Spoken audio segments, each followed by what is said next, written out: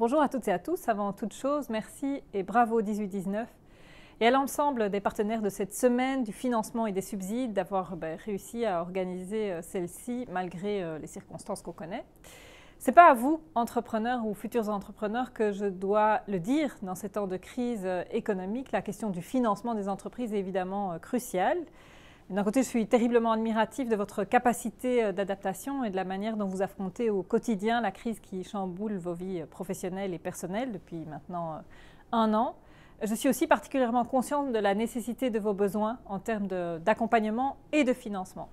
Alors, du côté des pouvoirs publics, un enjeu essentiel pour nous est la diversification des sources de financement pour mieux correspondre à vos besoins et aux besoins des différentes entreprises. Je ne vais pas ici faire le tour de toutes ces sources.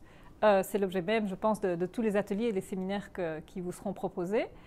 Simplement, je voudrais quand même dire quelques mots, vous dire que la palette des instruments dont dispose la région et que la région vous propose est particulièrement large.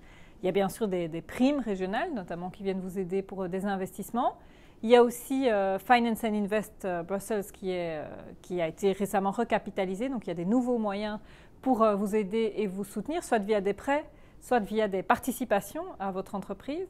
Il y a aussi la filiale de Finance and Invest qui s'appelle Brusoc, qui propose là des produits plus spécifiques pour des microcrédits en fait, aussi pour les entreprises sociales ou les très petites entreprises. Et il y a le Fonds bruxellois de garantie qui, lui, aide ou facilite l'accès au financement bancaire. Par ailleurs, pour faire face à la crise, la région a également mis en place plusieurs solutions en termes de financement, au-delà des primes dont on parle évidemment souvent.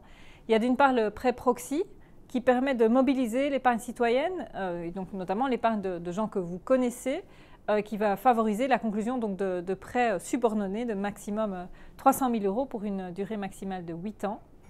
Pour les entreprises de moins de 10 équivalents temps plein, Brusoc octroie depuis une quinzaine de jours des prêts qui sont appelés Oxygène, de maximum 100 000 € pour une durée maximale de 7 ans. Enfin, toujours chez Finance and Invest Brussels, il y a une mission, on a octroyé à Finance and Invest une mission qui vise à lui permettre d'octroyer aux entreprises de plus de 10 équivalents temps plein des prêts en quasi fonds propres, donc des prêts subordonnés, de maximum 600 000 € pour une durée de maximum 7 ans. Donc comme vous le voyez, la palette est large, les possibilités ne manquent pas. Elles sont diversifiées, elles sont aussi complémentaires avec ce que les banques peuvent vous proposer. Elles tentent de correspondre au mieux aux réalités de terrain, aux réalités des entreprises bruxelloises. Et elles sont évidemment un soutien essentiel pour que les entreprises s'inscrivent progressivement dans la transition économique que nous souhaitons voir à Bruxelles. Je vous souhaite un bon atelier et une bonne semaine du financement.